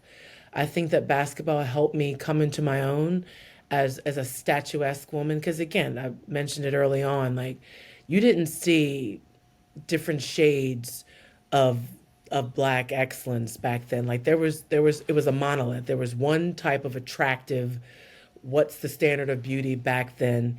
You had to be 5 foot, whatever that was. So I wasn't it. A certain hue or skin tone, Your hair had to be a certain texture. Like that was the standard of what was considered attractive back then. And so I think sport allowed me to. I mean, my family, trust to know, like my family will always like you're beautiful. We love you. Right. You're who you are. Like that was never something I didn't hear throughout my entire existence. But I think sport and basketball helped me gain a confidence in self to where I was being celebrated for my differences and just being, a statuesque goddess. Back then, being tall wasn't cool. Whereas now, like, oh my God, I'd love to have your height. I'm like, you know what? Right. I love it now too because it hides the LBs. Like, if I was 5'6", I would not be this confident a person. Like, 6'3" allows you to have a certain confidence and comfort level. And who you are. And I think sport and basketball helped me with that. It helped, give me a confidence that it helped exude it in different areas of my life, because people maybe celebrated me on a basketball court. Maybe people would now be like, okay, that would be their great little entryway into getting to know Barbara. But then after they see that, like, oh, there is so much more to her than that. She's not just, Right. there is more to just, these black girls don't just do that. And I think it's allowed me to get into certain rooms and spaces that I might not have had the opportunity. And it's probably breaking down some barriers and some walls of expectations of what this is, what basketball, what an athlete is. Before there were the platforms that allowed these different perceptions and representations to exist. And so, I just think, I think sport has loved me and allowed me to create a space to just be most accepting of myself and allowed me grace to grow and change and to expand. And I know that I've done that for the young women that I've coached at the different levels, especially the high school level. Because again, you see it, girls thinking that they've got to be this one thing. And I'm Right. always embrace who you are, embrace the changes in your body, embrace the changes in who you are. Because I would always tell young girls who you are at 14 years old is not who you're going to be at 18, 21, 25, and 30. Like you are ever evolving versions of self. And you are right now, when you're at a young age, you're just mirroring and parroting the things that your parents are telling you right now. And as you grow and become a young woman, a young person, and young men also, like, and come into your own and expand your friend network and the people that you surround yourself with in different cultures and ethnicities in different parts of the world, who you are will be forever changing based on your surroundings. So again, like it's something I do in recruiting also, like, don't be afraid to leave home. Like, even though I stayed home, don't get me wrong. I love New Orleans. I stayed home. I'm a hypocrite in that regard. But I said, those people and places will be here when you get back. Trust and know these Right. people are still here when They're I came still here. back. And so don't be afraid to learn about different cultures, to get a passport and travel this country and learn about this global community, which again is within a reach because of your phone and internet and social media. I said, don't ever be afraid to go out there and see the world and let it see you. Because when I would live in different countries, they had these different versions of what an American is. They had these different versions of what a Black American was. They had Right. different versions of what somebody from the South was. And so I'm pretty sure I was breaking down stereotypes and expectations of people just by my presence in those spaces. And so I always tell young people, like, take up space. Like, go in a space where you're an only one so you can let them know, there's more to us than this. We do more than that. And so I think that sport has allowed, when I say it's loved me in those ways, it has allowed me to not be afraid to expand on telling people, no, we're more than that. We do more than just this. Yeah, that's really important. And kind of sticking with that, did you have any experiences in a classroom, because you are tall, so it's probably clear that you're an athlete when you Mhm. walk into a classroom. Did you have any experiences with the student body or any professors maybe not respecting you or as a student as Mhm. opposed to just being an athlete? Did they have lower expectations for you? Did you feel like they may have had lower expectations for you because you were an athlete at Tulane? I really didn't because I think we had a rule early on because we would have to give them our travel schedule when we first took a class. And it wasn't as much an issue in the fall as it was in the spring when we'd be traveling more with conference and things like that. But we would let them know, like, hey, these are the potential dates, so we might not be here. Is this something that you foresee as an issue or a hindrance? And would you still allow us to take the class? And so day one, I was introducing myself. And again, I would say Barbara Ferris student athlete, but if there was an issue, I would address it head on. There was no dancing around things because, like you said, like I have a presence. I would sit in the front of class. I wasn't going to blend in, and I didn't want them to have this perception of an athlete as someone who felt like there were certain like things, certain luxuries that we would be given, or we wouldn't be treated the same. No, like we were a small. I don't even know what percentage Black and African American students were on Tulane's campus when I was there. I'm pretty sure it was. I don't know the numbers, but I'm sure it was a small number. But I made sure that I was not going to allow them to. I always say I assume because it makes an ass out of you, not me. Assume that there was something about me that I was expected certain handouts or privileges because I was an athlete. No, I'm going to introduce myself. I'm here for your class. I want to learn. I want to get the most out of this because, again, if there's an issue, I want to be able to come to you and have you help me work through it. And there's not going to be a representative there saying, or an academic advisor speaking on my behalf saying, hey, this Barbara needs some help. No, that wasn't my reality when I was a student at Tulane. Like we had to be present in our classes. We had to have our own relationships with professors and our academic advisors within our major. So we dealt with it head on. There was no, and again, I think like you mentioned before, I've just always been aware of my presence. So I wasn't going to have someone be my representative. I was going to speak for myself, and they were going to get the full unedited version of me that I presented. Yeah, I think that women's basketball has a long tradition of, being excellent in a classroom. I think we're pretty much 100% graduation rate for students that stay. Hmm. So it can be done. It can be Hmm. done. But it's also it's a testament to the type of recruits that have been coming in. Yeah.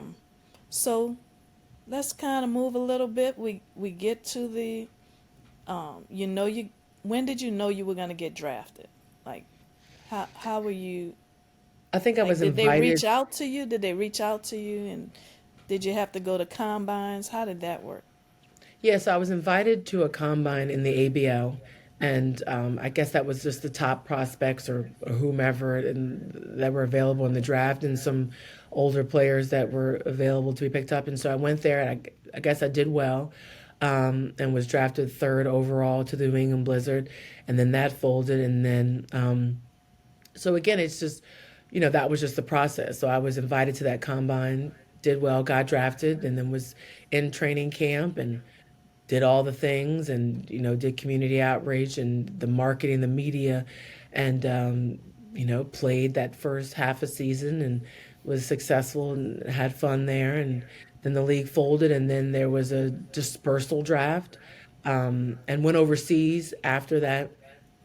Uh, so What were some of the countries you played in overseas? I played in France and Spain, Turkey, Greece, Czech Republic, Korea. I feel like there was someplace else. What was one of your favorite places and why?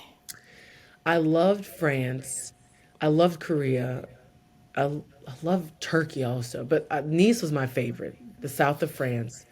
Like I was there, you could go home for Christmas. I didn't leave. I was there the entire time. Like I didn't go home. My family came to visit me for Christmas. Like every country I played in, my dad would come and stay for a month. Like my dad was like, I'm getting these trips in, and my family would come and visit, and my sister and my mother, like they would come and like we they made it their vacation to come visit me wherever I was. And so Nice, France, if anyone's listening, I would tell anyone before you die, you need to go to the south of France So because what was it about Nice? it's just, again, European culture is just very different. Like Americans, we don't take, well, maybe it's different now. Like Americans, we just, we work these 40+ hour weeks. We don't take vacations. Europeans value a break. They value a siesta. Like the stores shut down during their lunchtime. They go home for lunch. Like they have in France, it's worked into their work schedules. Like they have a holiday that's worked into their contracts. Like they're not killing themselves. Like they're like, I'm gonna retire at this age. I'm gonna work. I'm gonna work hard, but there's it's just it's the way of life. Like it's very New Orleans, like laissez bon temps. Like we live our lives for the fun of it. Like the beaches. I was in the Saint Tropez. I was in Cannes. I would go to Monaco. Like that. Like even me saying it just sounds utterly ridiculous. But that was my life. Like I would just go to the store, I'd go to the cafe and grab a baguette, I'd have crepes, I'd eat mussels, like I was just cooking and just living this life, like drinking wine with every meal. Like there was no, and I wasn't doing that. But all of my teammates, because there were older players on the team, and I'm just like, how are you? They're Right. smoking in the locker room after games. I'm like, I'm not doing that, people. We run for a living. How do you smoke? And our job is cardiovascular exercise. Like they're just like, that's c'est la vie, that's my life. Oh, blah blah blah. Like, you know, just it was just a way of life. It just I wish I would have not smoking and drinking. I didn't do that.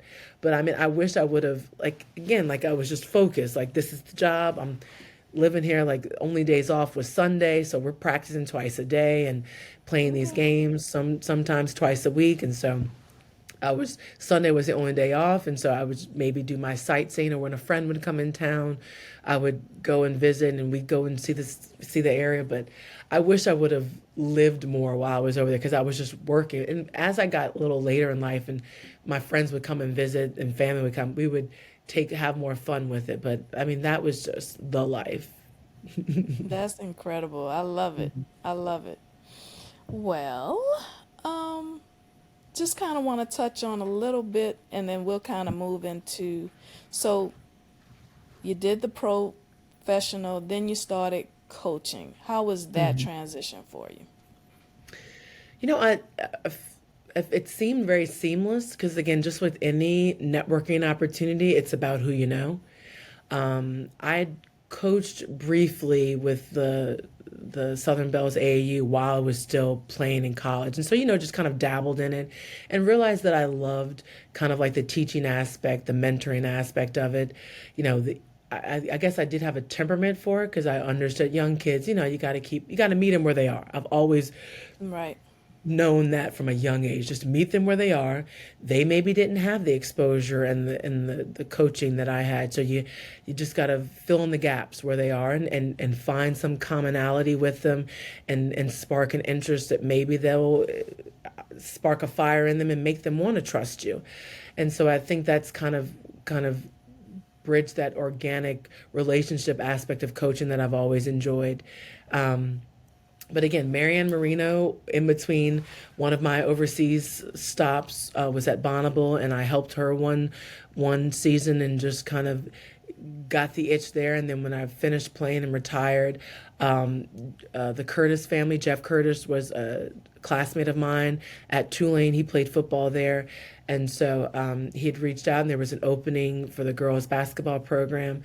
And I'd seen him, I think I was at a playground game, a guy that I was dating, their younger cousin or something, was there. He's like, "Hey, you're back in town. Like, we have an opening. Would you like to come?" And it's really just relationships. And it was an opportunity presented itself, and I said, "Okay, I loved it," and it just happened from there. And so you go to Curtis, you start winning championships. I mean, you win championships in AAU. You win championships as a high school player. You win championships when you get to Tulane, which was incredible because they had never won anything before then. And then you go to the WNBA, where you win a championship with the Detroit Shot. So it's like everywhere you go is golden. Like, what's going on? It's all golden. So now you're at Curtis as a coach. So what was what was it previous for them at Curtis? Like, what was But their they had history had like? They had won a state championship before. I think Christy Bullock, who ended up going to Texas A&M, was a successful player there. I mean, obviously their football dominance is something like their mantra is winning championships in life. I mean, again, like that family does a phenomenal job in terms of, you know, understanding the importance of family, community, and quality coaching. And it's a K through 12 school, and it is family run, just great people. And so I was very fortunate to have great mentors there, and JT Curtis, who's been doing it forever at a high level. Um, and again, he helped mentor me in the fact of having to navigate these spaces of having, I know what I'm doing, and having to help these young people trust me and grow, and get their parents to trust me and understand the process. Because again, Right. it's a lot. Like, it's a lot of practice. Like, we would go 6 days a week. You only get limited Christmas holidays. You're missing all the dances and the parties and everything. And I said, this is all I know. This is how you. And there was a thing, like, it was never questioned on the boys' side, like the weight room. They would practice before Thanksgiving, go to state, like they come and commune at church, and they would practice after. Like, it was never questioned for the boys, but girls, it was always, there was. I'm not saying there wasn't a commitment level there, but have some people that were just kind of, that were maybe coaching another sport, and girls basketball was another check. That was not the Right. case at Curtis, and the expectation there. And so I appreciated that, and how this is what we're going to do, and this is how you're going to win here. And so, I think getting those parents to buy in to the standards of excellence and what was expected, and incorporating the weight room. And we went to summer camps, we went to team camps. I mean, they had success there. And it had been a couple of years of, a couple of coaches coming and going, and there'd been no consistency there. And so I was very fortunate to be there for 10 years. Um, and to help build on the established culture of excellence there, and set a standard of what we're going to do and how it's going to be done. And parents, you're going to understand what it takes. And you can come and sit and watch a practice. It's always open. But if we're going to have a conversation about your child or your player, we're not talking about anybody else. We're not going to talk about little Susie and little Sammy or whoever's going on. Like, you want to talk about what your daughter needs to do, I'll be willing to have that conversation at all times. But I'll tell you what we're not going to do. And I Right. think I'm always having that support from the administration have always been helpful, because they've laid the landmark of the roadmap of how to do it successfully. And again, JT would tell me, like, he would have to entertain parents despite all these championships of, the parents had a thought of where they thought their kids should be playing, or how many Right. snaps they should be doing. I said, well, if they're going to question him, then I'm always going to always be questioned. So I understand. I always welcome that, and it was always an open dialogue. And again, I welcome parents that were invested in the betterment of their students. I want parents that are involved. I want parents that are coming to practice and helping with the game and wanting to do the book and work the clock. Like, I always welcomed and invited that. And I think my parents and the family appreciated that, and still connected to a number of them, because a number of these young players that I've coached are going into coaching, or still coaching, or mentoring in some way, or involved in youth sports. And just understanding that it starts with a commitment and a standard of excellence, that you hold them to a standard, and you're consistent, and they appreciate that long term. Right. Right. Yes, and you've had the opportunity to coach some amazing players. Who are some of the really good players that you coached? I think Whitney Gathright, who went on and is a coach now at Xavier, had a very successful career at Xavier. Early on, like Darielle Youngblood, I think was a tremendous talent. I only had the fortune enough to coach her for 2 years. I think if again, like you mentioned before, like, if you had modeled those appropriate behaviors, if I'd had been fortunate enough to coach her a little longer, I think I would have been able to get in there and tell, like, do's and don'ts. Right. D- Dinah Jones, 5 year star at Tulane. Salma Bates, again, she ended up leaving and she graduated and just finished her career at Louisiana Tech, started at Tulane and finished at Louisiana Tech. Jerkayla Jordan started at Tulane. Again, now she's finishing her career at Mississippi State. Abria Irons had a great career at Xavier, just tremendous athletes, a number of student athletes that went on at Louisiana College. I don't even know what it's called anymore now. What's it called now? But yeah, but just again, I've just been very fortunate that are either in coaching at the high school level or the collegiate level, or have gone on and been able to get their master's degrees because of basketball. So just been very fortunate and had some great families and parents that have just been really good and trusted me with the guidance of their children. Yeah, that it's big when parents, when parents trust you to be around their kids because, that's not often the case. Yeah. So that's again another testament to your amazingness. So you're coaching, now you're coaching on the collegiate level. So what are some of the stops that you've had? I know each stop you've had, there's been an uptick in the success of the program. So you can speak on that a little bit. Yeah, so during my 10 years where I was at Curtis, I also did 4 in the WNBA as an assistant coach with the New York Liberty, which was a great experience. I mean, the fact that Curtis even allowed me to do that, like, called it a sabbatical. I just loved it at the professional level. Curtis can do whatever they want. They can. They really can. They really can. And I started my collegiate career at Stetson University. It's a private university in DeLand, Florida, near Daytona Beach. It's in the Atlantic Sun Conference. Again, started during COVID. So 2021 was my first year, which was daunting in itself, moving how the world just shut down. And so what was COVID like as a coach? So how did you guys navigate that? it was just hard. Aside from the testing 3 times a week, having closed practices, not really having being able to have outside people, so you couldn't have practice players. I mean, I was practicing. You just couldn't have people around your team. As soon as anybody tested positive, shut down for 2 weeks, for like a week, 2 weeks. So that was just hard navigating, the testing, dealing with the illness, the contamination, making sure people stayed safe. Players had the option to opt out if they didn't feel safe, which we had a number of them opt out by Christmas. So, we finished that first year maybe with 7, 8 players. So again, just navigating those spaces during COVID was hard. Couldn't go out and recruit, so there was no AAU. You had to do everything virtually. They tried it, which was awful. Like, you were recruiting players maybe after not seeing them live because the high school seasons were canceled. So you were doing everything off of film, or if you had a prior relationship or the years before, able to see them. And then these kids, and I think that's kind of what's trickled down into kind of what's going on in this transfer portal now. Not so much now because it's weeding itself out. Like, the COVID years are not so much an issue anymore with that 5th year. It was starting to not see it as much. Is that over yet? The 5th year? Or are they going to continue with that? They don't, the years that the players, student athletes that still have that year. I mean, Jerkayla will be using her 5th year now. So we're now 24, 25 are just seeing the exhaustion of those COVID years.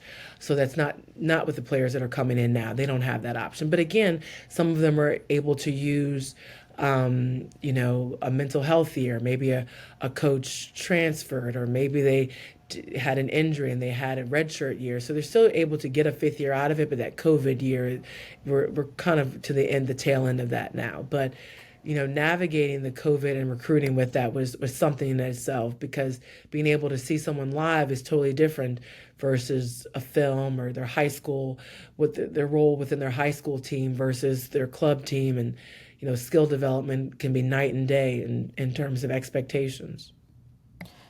How prevalent is using the mental health year? I haven't heard too many people talk about that. And how necessary do you think that is? I mean, again, it just depends on the situation. If you maybe were somewhere where maybe they didn't have the resources to help you, because, kids being able to acclimate to being away from home for the first time, being in a new setting, like we mentioned, these kids are so tired now because they don't understand the demands on them of the academics. They've got to be in study hall. They've got to stay eligible. They've got classes that they've got to take. Maybe they didn't attend a high school that had the academic resources and advisors that helped them understand the rigors of high academics and the classes. I mean, like we get some kids that have maybe never even written a paper before, and they're coming into an English class greatly behind and needing a lot of the resources, and maybe they didn't have, again, like just mentioned, didn't have the academic resources, weren't caught up in terms of their academic demands and what's needed to be able to handle a course load with practice, with traveling, and with the expectations of not being the best player on their team anymore when they're used to being that player. And then now maybe in the depth chart, you're player 7, 8, 9. And so that can take a toll sometimes on players' mental health. And when basketball has always been their safe space where they've excelled quickly and easily, and now their basketball IQ isn't up to par with everybody else's, and they're having to learn new styles of play, new offenses. Maybe they don't pick up on offenses easily, and so when it's not as easy for them, and then they're having to come in there and they're not picking it up as easily, and they're not the best player, that can take some adjusting for some players, and that's where we're seeing a lot of these mental health years, or taking time away from the sport because they're not acclimating as well. So you're seeing in a number of different forms at the collegiate level. So, how are you able to help students navigate in that space? Again, I think it's just meeting them where they are, managing expectations. I mean, making sure they're familiar with the demands of college athletics. I mean, the academic piece as well, being away from home. Are you okay with that? Is that something you're used to? What type of player are you? Are you a gym rat? Do you need a coach in there with you? Because there has to be some level of independence on your own. If someone's got to drag you into the gym, you're gonna have a hard time with college athletics. If you're only willing to do what's required of you, you're gonna have a harder time. Like there's got to be some drive, some motivation within you individually. Because again, we will do those individual workouts with them. That's our job, skill development.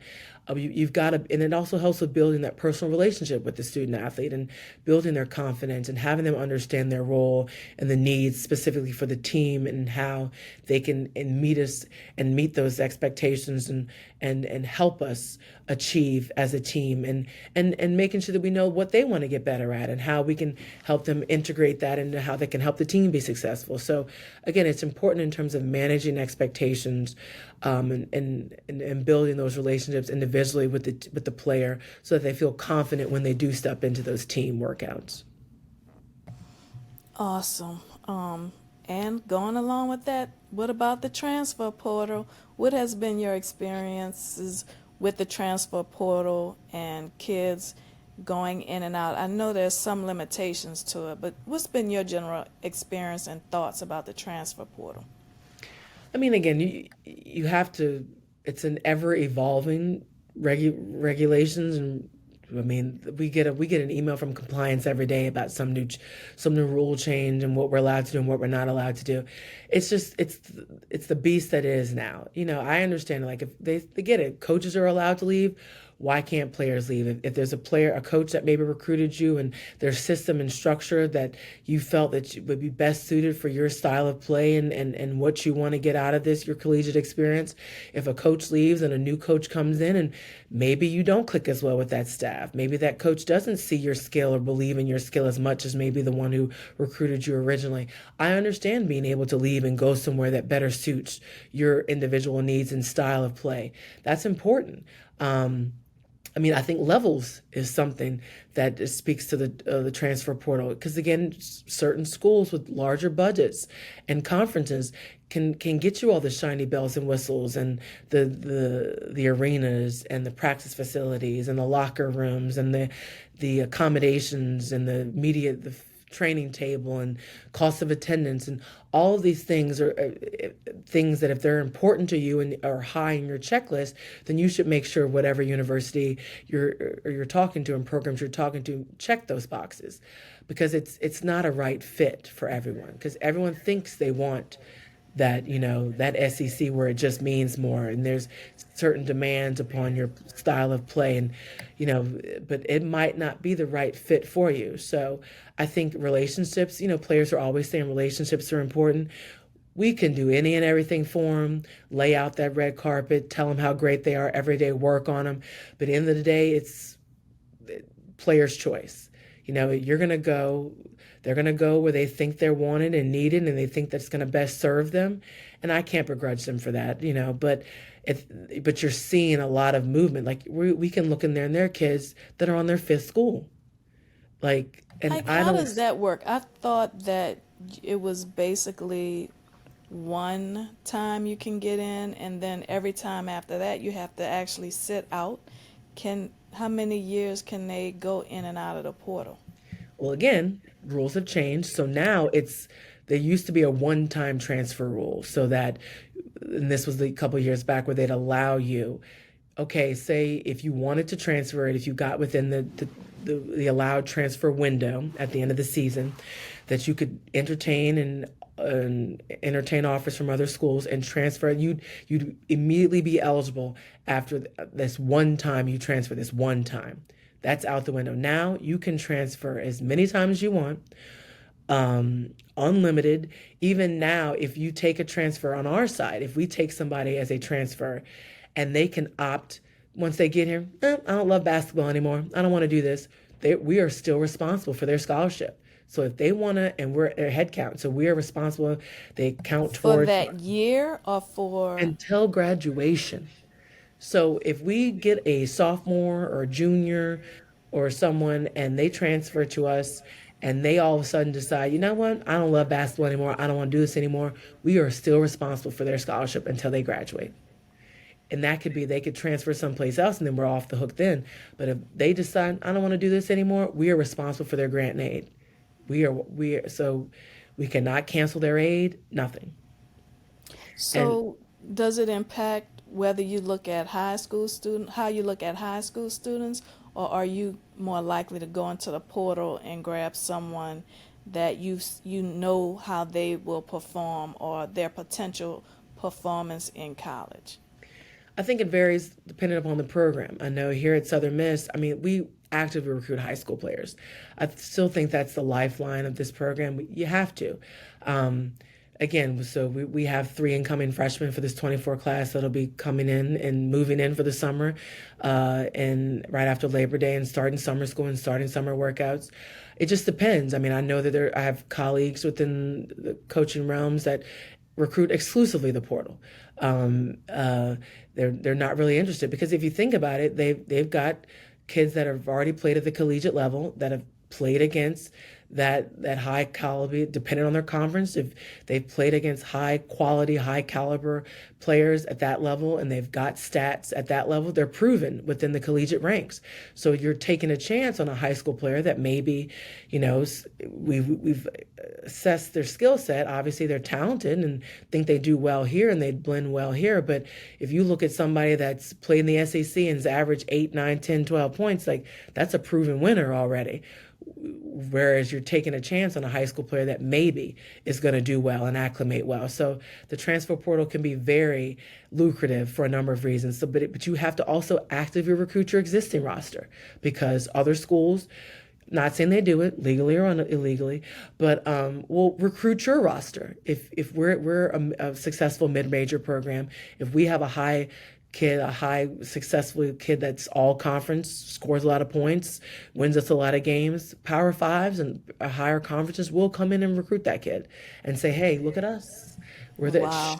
We're shiny and new, and look at this bigger, better, badder conference with all these TV rights and everything. And again, that could be a very lucrative decision for a student athlete because again, the monetary amounts and gains and the opportunities for them can be greater in so many ways. And again, we have a great, collective and things that work in our favor also. But if that's something you're leading with, that's probably something we can't compete with.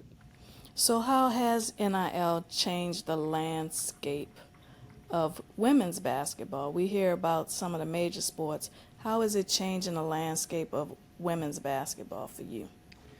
I mean, again, it's just opportunities. I mean, these are there. It's tremendous opportunities for young women and student athletes in general to market themselves, um, to be able to monetize their abilities while they're playing. Again, they can revenue sharing, I guess, to a degree. They can monetize their likeness and autographs and things like that, and it's just more opportunities, more exposure, for them to be able to market themselves successfully. And again, it can be a blessing and a curse. You've seen it at some degrees. Like look at Miss Van Lith at LSU, and the heat that she got, for coming there, and she left a very successful Louisville program and did successfully very well there, and then came to LSU, and in some people's eyes wasn't as successful. Maybe that's because she was playing out of position. Maybe that was the conference. Who knows? But that young lady, again, made a decision which she thought was in her best interest, and I'm pretty sure she made a nice little penny and is opting to go elsewhere and will continue to make money. And I just think I hope that these players have people who are speaking in their best interest. I hope they have good accountants. That's my first thing, because it's a lot of dollar amounts that are being promised, earned rightfully, and I hope that they're just looking out for their best interest long term, because again, there's a lot of opportunities for them, and again, with the money they can make professionally overseas in the in terms of their marketing, and they're bringing in a fan base. I just hope that that they're locked in for what's in their own best interest and not outsiders and their teams or whoever that may be. But I just hope that they're making the most of every opportunity and making sure that it's in their best interest. And hopefully they have good people around them, because not everyone Right. has that. Yeah, I think that's just in everything. If the better the people around you are, the better your whole situation is going to be. Hmm. Um, a couple of more things. First off, I mean, I know you played for Lisa. That was great. How excited are you about the new hire at Tulane? We have Ashley Langford, who's a former player, a point guard. She's a little younger than you, but she's had some success in her coaching career. Hmm. What are you looking forward to moving forward with Tulane women's basketball? Again, I know Ashley's going to do a great job. I just hope that the fans and this newfound excitement around women's basketball is brought over there to Fulgerman, and she's going to do a great job bringing that program, resuscitating some life back into it and getting it back to its glory. I just think it's prime for greatness. I just think, again, Ashley's done a great job at Stony Brook and where she's been. And I know that she'll bring her energy and excitement to the existing roster and the players that she's going to bring into that program to help, make a splash in the American. Because I just think there's plenty of opportunities. Again, there's women's basketball is on the uptick. I think it's an exciting product. I think the city of New Orleans, and obviously with the excitement of the Pelicans that they can bring, and it can bring a lot of excitement to New Orleans, and just have another reason why you should be on Tulane's campus, celebrating the athletic programs. And women's basketball is a storied winner, proven winner, and I think that she'll go in there and put her stamp on it and do a great job of bringing that winning tradition back. Yes, we're hopeful and excited as well. We just hope it happens. And then the other thing, all the momentum, you touched on it, all the momentum that's being created with the WNBA, with the NCAA. How do you feel about everything that's going on with women's basketball now? I mean, I think it's great. I mean, you see that the season ticket sales are up. I think the viewership's going to be up. I think that's always. I mean, again, you and I both know we've supported. Obviously, we've watched. We've gone to games. I just think more eyes on will bring more support. That's always just been the issue. I mean, they've always had a high quality product. These are the best Yes. players in the world. This is the best league in the world. The most talent you're ever going to see. There's just more eyes on it now, and again, you can be jaded by that and like, oh, now y'all are going to be on board. Like, bring it on. Right. you're just going to be a part of what we've been knowing all these years. And so Exactly. we'll bring in that fanfare, that new excitement to it, and you'll come in there and be like, "Oh, wait, look at that. There's somebody else over there." Like, "Oh, yeah, I remember her." Right. Like I'm all for it. So buy your season tickets, buy your WNBA League Pass, watch the games, support, buy the jerseys. That's really all it is. Like, how are you going to build something that's been here for all these years that you've never taken a part in and you've Right. known nothing about? And so, again, I think that they're going to finally invest in this proven winner and this quality product that is the WNBA because we can scream it from the rooftops all we want. I can't be mad at a new fan. It's a fan. Right. So I just hope that they stick with it and support because it is some of the best basketball you will ever see in your lifetime. Men, women, period. Like WNBA is quality basketball, and if you Definitely. love the game of basketball, you'll love the WNBA. And so I just think stick around and watch, and we appreciate you from 2000 or 2024. Right. And timing is everything.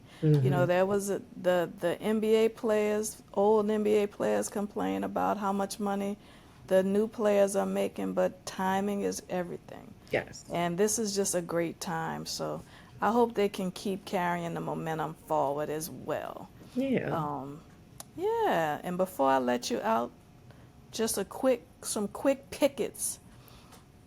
Would you rather bike or hike? Oh, bike. I lived in New York. I love walking, and it's the best. It's the best place to not have a car, but bike is better. Book smarts or street smarts? Ooh, that's a hard one. I feel like if you have book smarts, you can. I don't know. You can hopefully pick up on the street smarts, but there's some Girl, street smarts that if you don't have street smarts, you ain't getting them.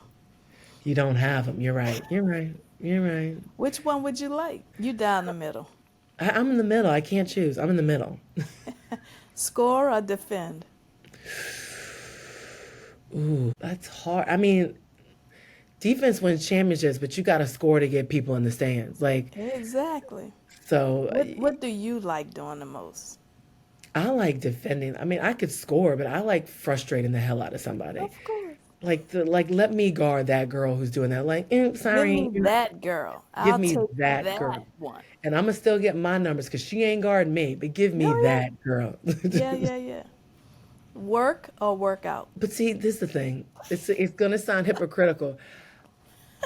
I would prefer working out because I like what it gets for you. I like how your body changes. I like how you feel after a workout. I love a workout. I don't like Okay. working out, but I love the results of a workout. Right. Would you rather sing karaoke or go to a movie?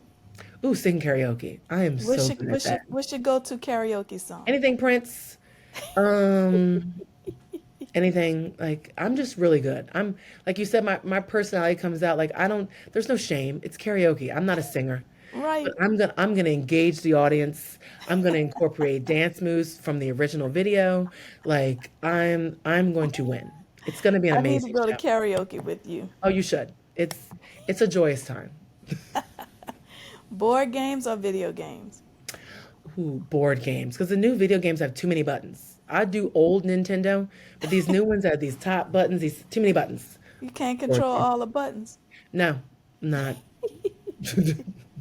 A beach vacation or a ski vacation? Beach.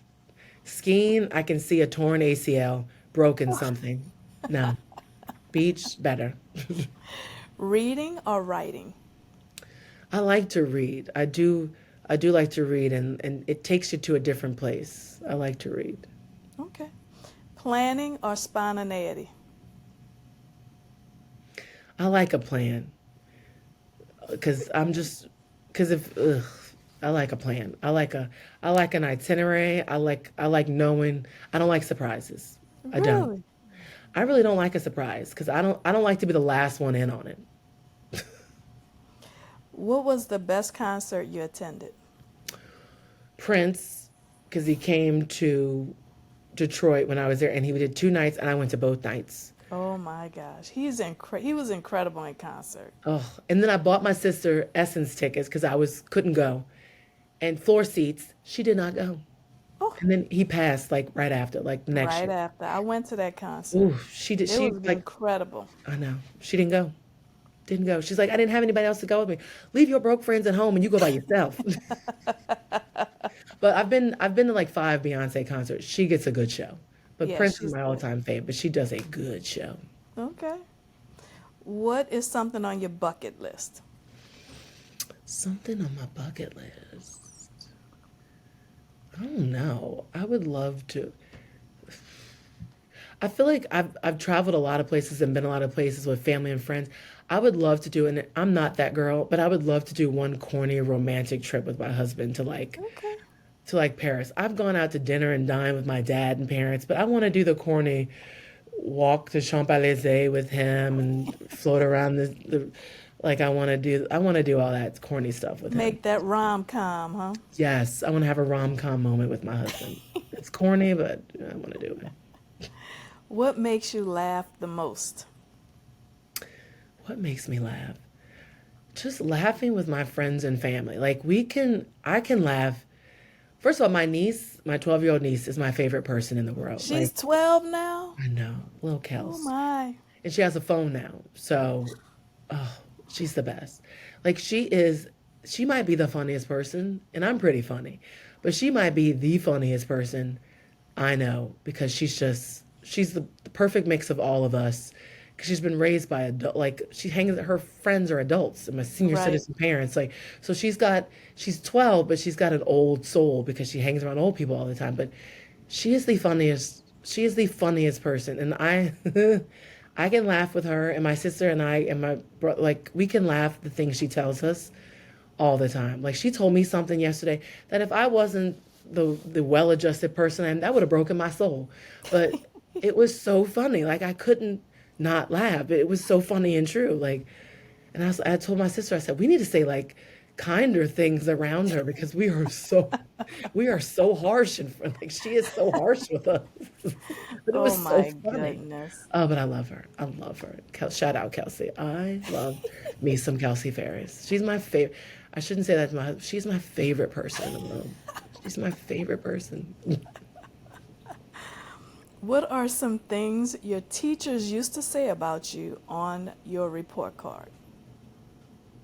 I had good grades. Like I had to work at it now. Don't get me wrong. Like I had to study to get my good grades, but I was a little too chatty. I like to talk a little. You, Barbara? I Are was you a, talking about Barbara? and again, like in my facial expressions. Like if I wasn't talking, I was back in the classroom like I was telling a story with my face. Like I don't get no shade to people who use like Botox and stuff and like freeze their face. There's no way I could do that. Like my face couldn't move. Like half of the magic of me is this Right. face moving. Like I was probably a little too chatty. I need to do better. But again, If your life was a movie, what would the title be and who would play the lead role? ooh, that's a good one. God, I don't even know.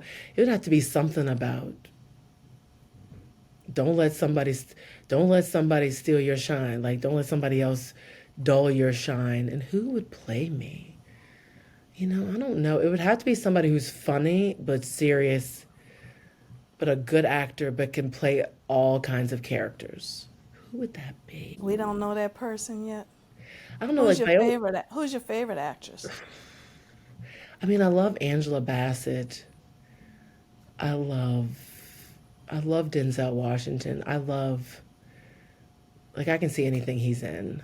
Right. Like I don't know. I love so many.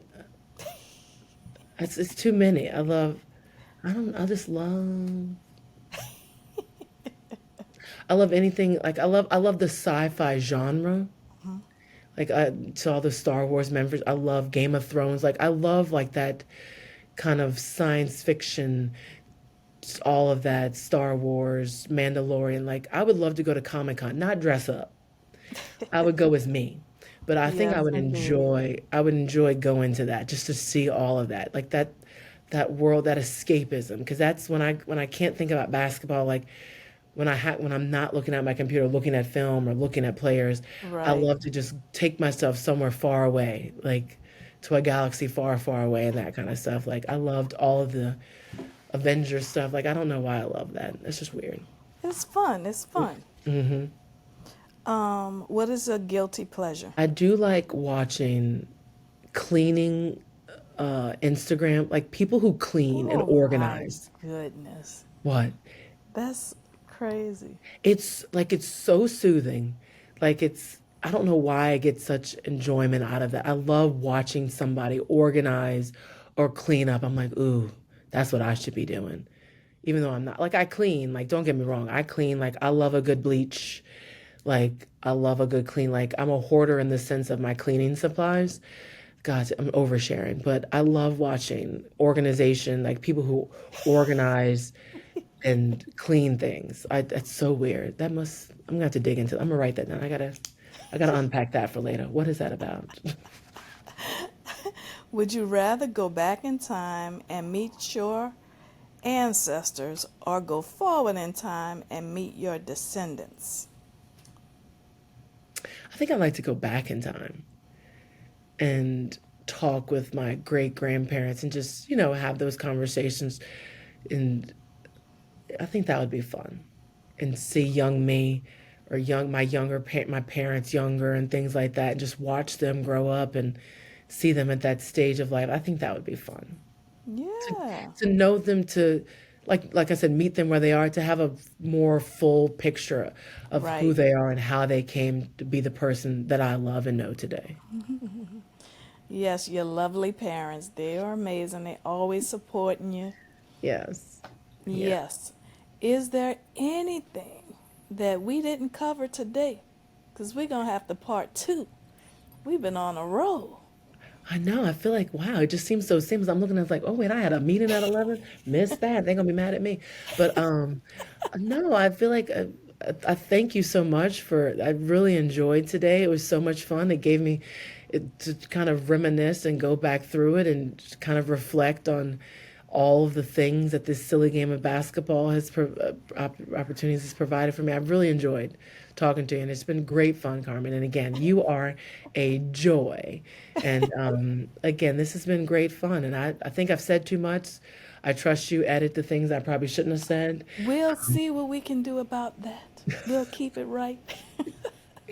We'll make sure you have a job tomorrow. There you go. Keep me in a positive light. Look at that.